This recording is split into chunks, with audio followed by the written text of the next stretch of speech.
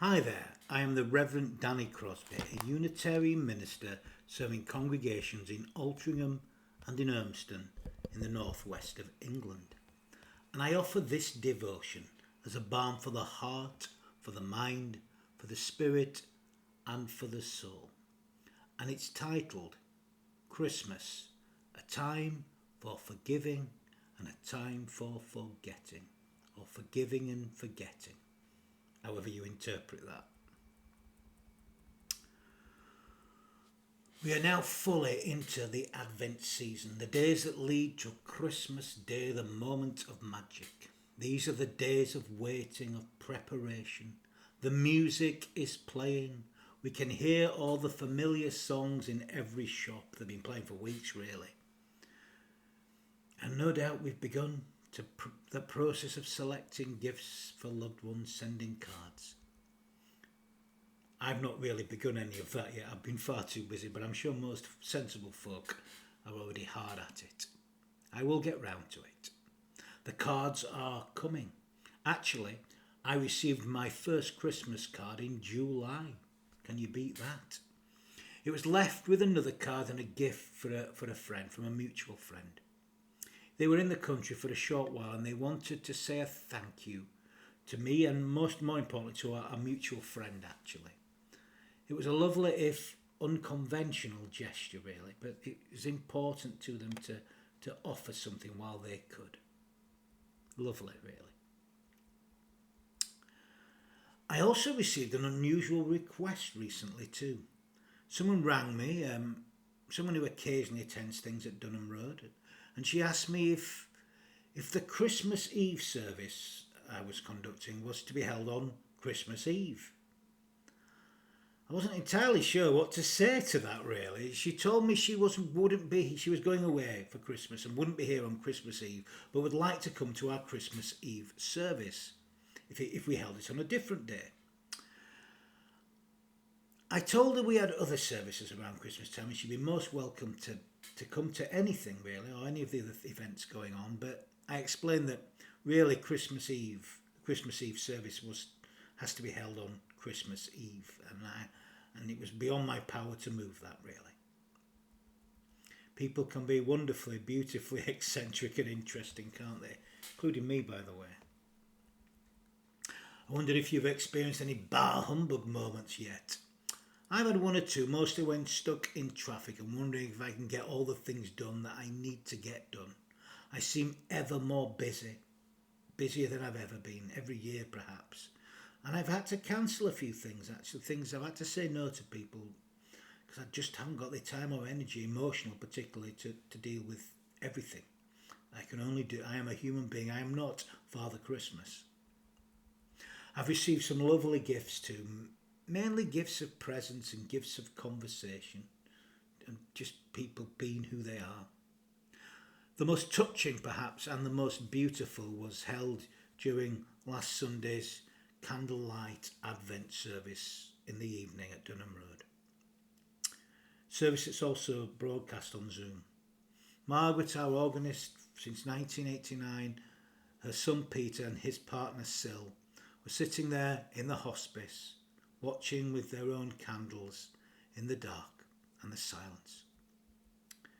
Margaret had asked us to turn the camera around so she could see the candles lit in the congregation in the dark, and we did as she requested. And I got the beautiful image of her beautiful smiling face as she took in the beautiful spirit alive in the air there and then. It was her final service with us, as sadly she died this week. Apparently I missed her by 15 minutes. I was stuck in the traffic, in the pouring, it was siling down. I was trying to get to the hospice to see her one last time. Peter tried to call me, as did Barbara, her friend, but I had my phone on Do Not Disturb when driving. So I arrived, went to the reception, and they asked me to wait, and I suppose there was a feeling in my stomach. I kind of knew the inevitable. And then the nurse came and told me. I left and I wept. And then I went to my car I got myself together and went, of course, to see Peter, Margaret's son. There have been many other tender moments already this Advent season too. So many beautiful gifts of the heart. What was it Rossetti wrote? Where our hearts are open, Christ is born again. Or more famously, I guess, what shall I give him, poor as I am? If I were a shepherd, I would bring a lamb. If I were a wise man, I would do my part. So what shall I give him? Give my heart. And yeah, wherever our hearts are open, Christ is born again. That spirit at the heart of Christmas, born through our own tender hearts. And I felt it powerfully already this year.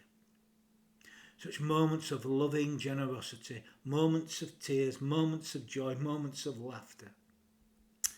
I also made a new discovery recently. Our young new organist, Charlie, who sits in Margaret's seat now, he told me something last week while we were going through some carols. Apparently, that infamous, that famous, that much loved and not so much loved Christmas song, I guess, classic Christmas song it is now, by Mariah Carey, All I Want for Christmas Is You. Well, apparently it can be sung to Hark the Herald, Angels Sing. Did you know that?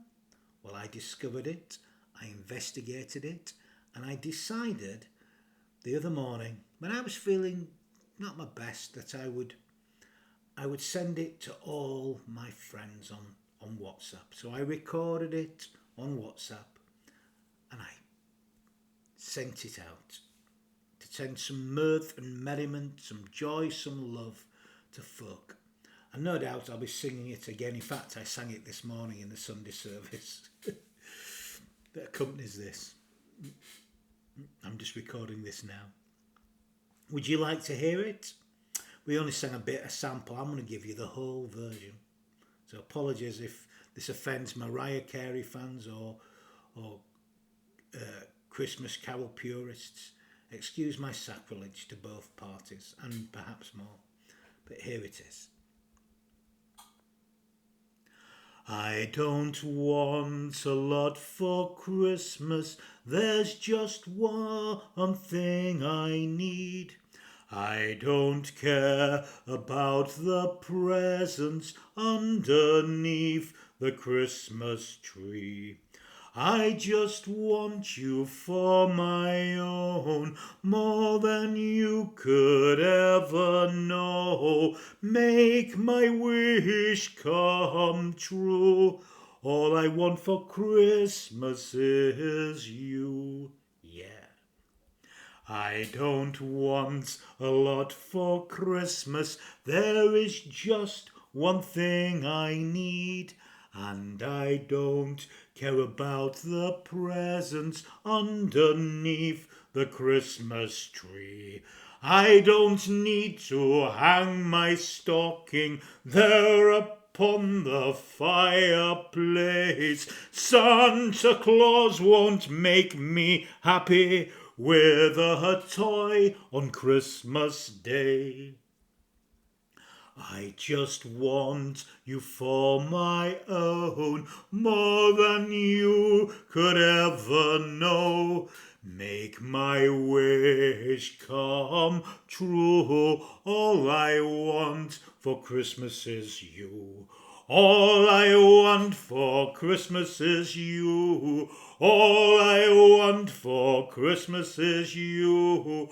All I want for Christmas is you. All I want for Christmas is you. Oh, I won't ask for much this Christmas. I won't even wish for snow.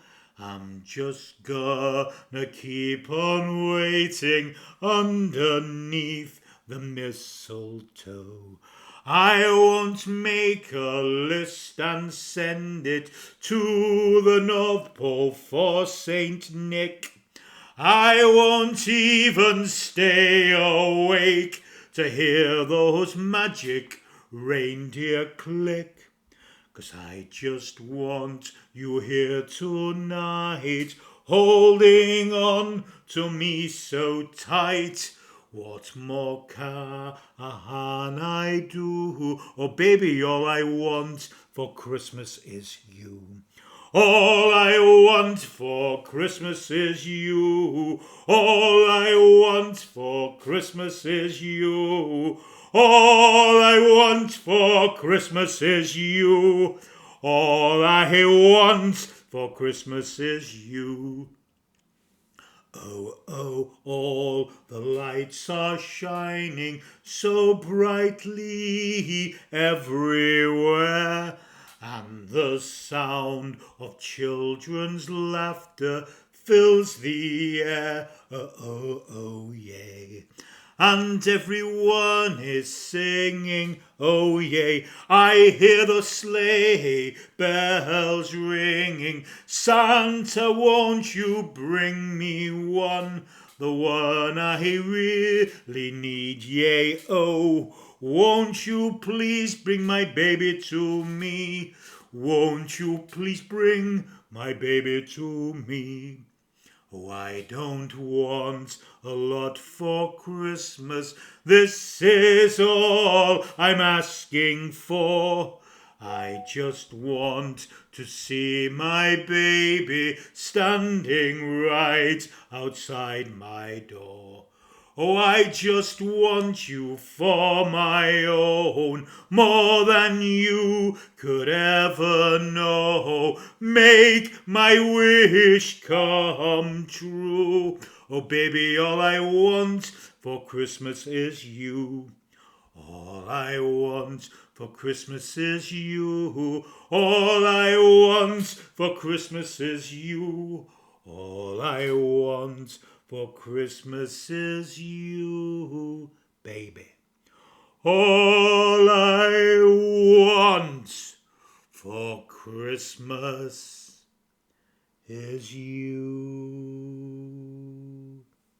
baby. Apologies to Mariah and all our carol purists everywhere. But Christmas is a universal feast, ever evolving, and maybe it's evolved once more here.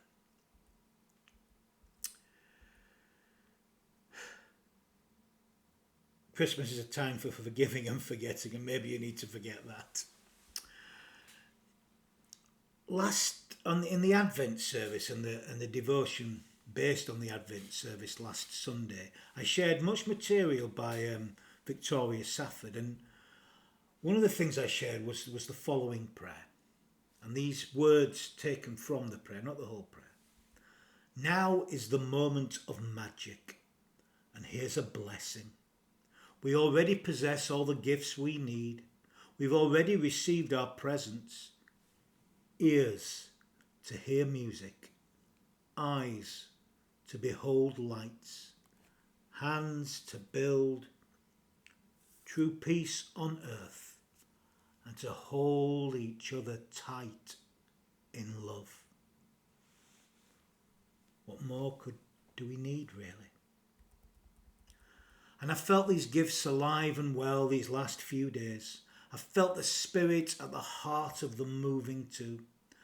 I've made some use of them, of these gifts, and I've gone about my work these last few days, and I felt this love from others too, mixed in with the odd bar humbug, because I am only human after all. But how do we make good use of the gifts that we've been given from the beginning of our lives? How do we make use throughout our lives? These true graces, the ultimate of grace, you know. How do we bring these gifts to life? Unwrap these beautiful presents right here, right now, and share them with our love, with those we love, and everyone really. How do we make best use of the gift of life? Well, I'll leave that one with you to ponder, maybe this Christmas season, this Advent. For most of us, Christmas is about giving and receiving presents. But not just the actual physical gifts we receive. It's not just the wanton materialism of Black Friday or the excesses of the coming days. There is a greater gift at the heart of all of this. In this time for giving and forgetting, or this time for forgiving and forgetting, there's more at the heart of this, however we understand what is at the heart of it. We will all make our own sense of it, I guess. But the giving and receiving of gifts is now the heart of Christmas, it seems. And I suspect that the tradition of giving and receiving gifts at Christmas time is linked to the three gifts of the Magi. By the way, we don't know there were three Magi, only that they were bearing three gifts. There may have been 103 of them. There may have been 2 of them. We don't know. But they brought gold, frankincense and myrrh. Gifts of great value 2,000 years ago, though I think only gold is really retained its worth today. Now, in early Christianity, the journey of the Magi was celebrated on the Feast of the Epiphany on the 6th of January, the 12th day of Christmas, hence the carol. On the first day of Christmas, my true love gave to me a partridge in a pear tree. And it goes on, I'm not going to sing it all. You've had enough of my singing. And it's still celebrated that day, the 12th night. Now, interestingly, in the Eastern Church, in the Eastern Orthodox tradition, the 12th night is when gifts are exchanged, it seems, not Christmas Day. The early Christian Church did not celebrate Christmas as we celebrate it today. The tradition of giving Christmas presents in the modern sense is really something that dates back to Victorian times, with the mythos of Father Christmas or Saint Nicholas or Santa Claus, as he's often referred to. And immortalised, I think, really brought to the attention and to life through the fiction of Dickens and the like of Dickens. As the 20th century then moved on into the 21st, this culture has developed into mass consumerism on a scale beyond anybody's imagination 1 or 2 generations ago. Today it would seem that buying, wrapping and giving gifts has become nothing more than a mechanical chore for some, and the worst example perhaps of the excesses of mass consumerism. Is this really what Christmas is about? Is this really giving by heart where we can? Is this the spirit of Christmas? Well, the spirit can be there. It can be there if we select, give and receive these gifts in that spirit of love. For in so doing, we bring the spirit of the season of life to life, where our hearts are open. If we do it in an open and loving spirit, we incarnate that love. And we do it when we select the gifts for those we love, we wrap them, we deliver them. Like my friend did back in July. So it can be Christmas every day, you know. Keep it every day of the year. What shall I give him? Give my heart. Where a heart is open, Christ is born again. So it's not even when, but wherever our heart is open, that love is incarnated in this, our shared world. For the true spirit of Christmas, I believe at least, is the heart. That's the gift of this season. Christmas, above everything else, truly is the season of the heart. When we truly give our gifts to others, we are giving them our hearts. When we truly give from our heart to another, we are somehow bringing the heart of God alive. That spirit is incarnating once again in our lives. And it can incarnate everywhere, all the time. We bring that love. It incarnates through our hearts. We bring it to life. This to me is the religion, the spirit that can still be discovered beneath the ribbons and the wrapping paper. This is the spirit that can once again come alive if we engage in giving and receiving of gifts, not just presents. This is one way in which we can truly begin to become a gift to the world. Isn't that something to think about this season? What can you give of your heart, from your heart, where it is needed in this world? And I keep seeing it. Gifts of generosity and love. The last few days, my goodness me. Today. It's amazing what can emerge from folk if we but encourage and nurture that opening of the heart. Develop empathy and love and care and compassion for everybody. A while ago I was told a story about the Onondaga people. It was about what they would teach their children about generosity. The Onondaga were one of the 5 original Iroquois tribes found in present-day New York State, just south of the Lake Ontario.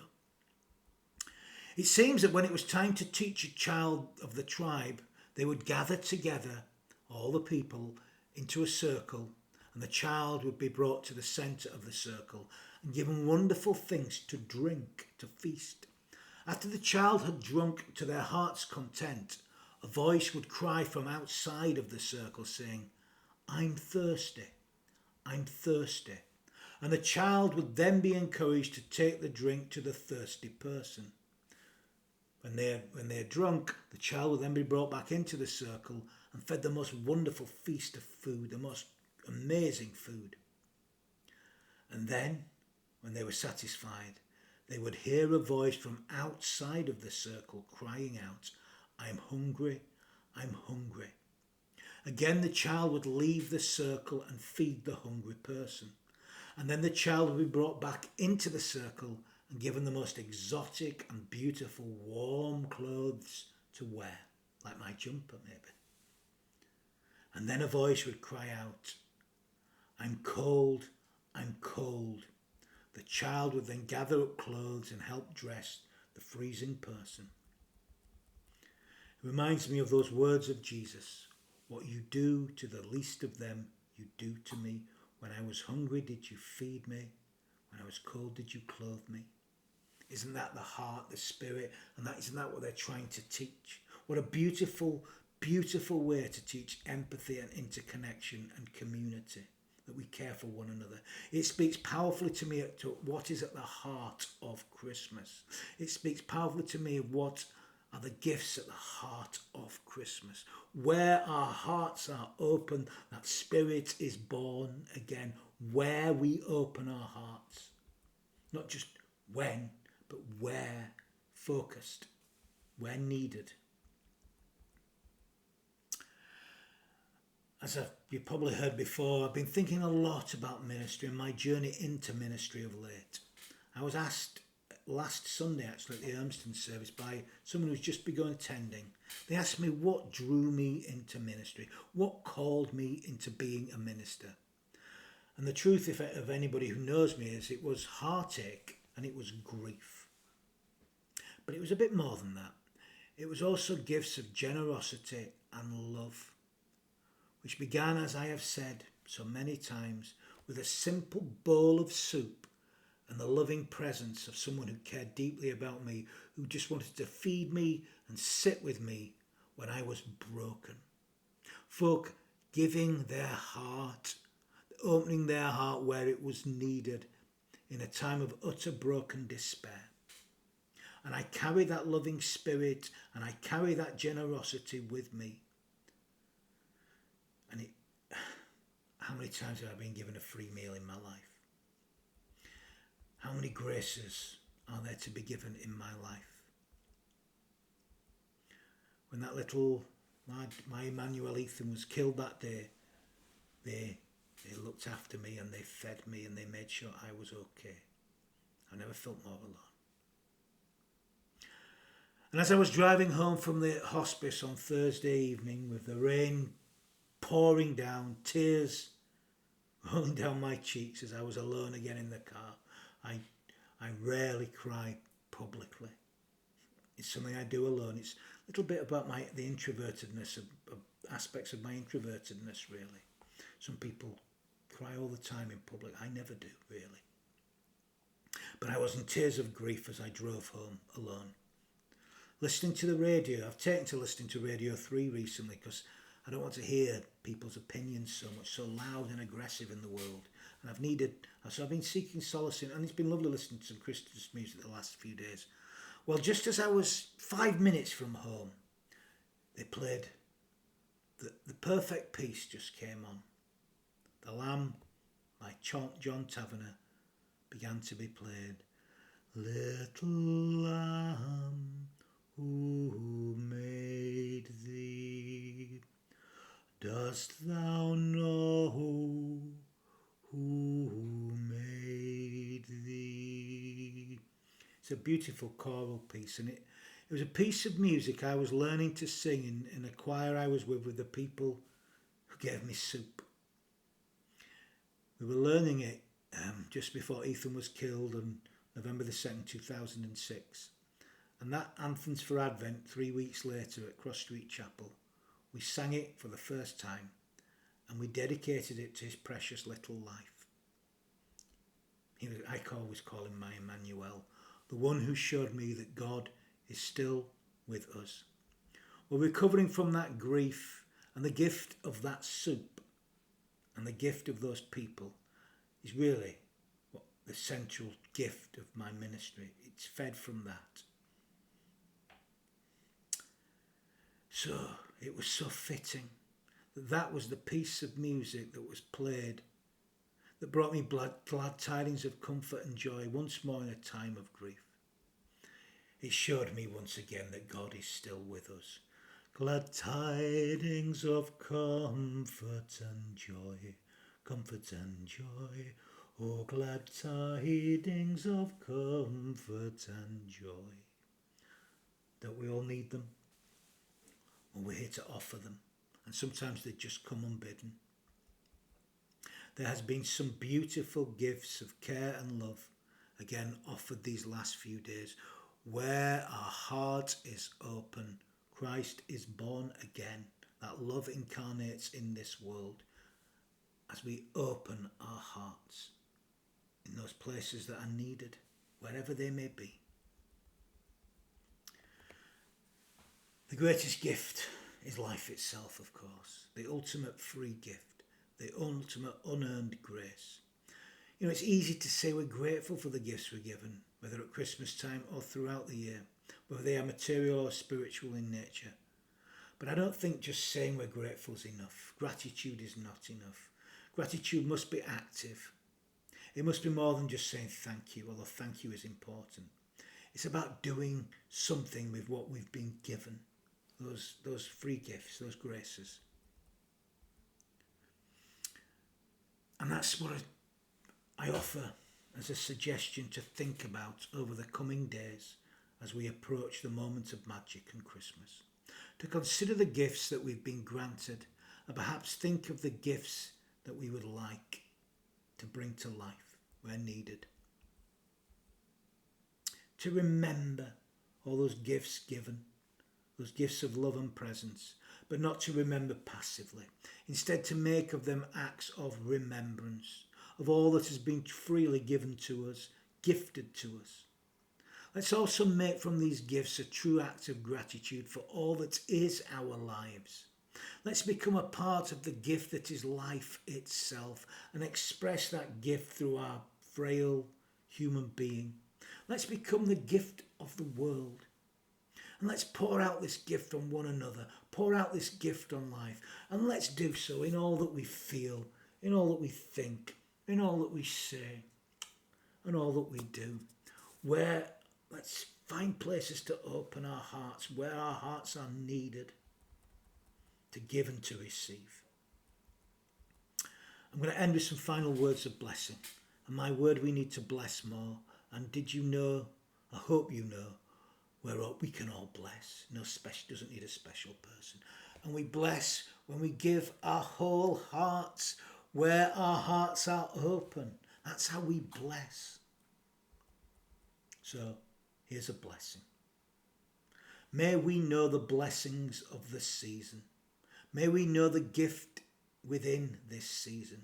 May we bring this gift alive by simply being a blessing.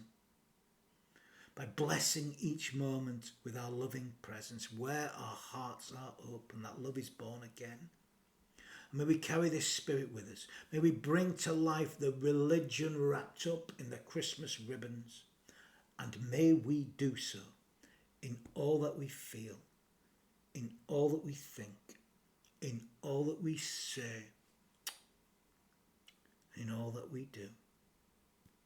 Amen.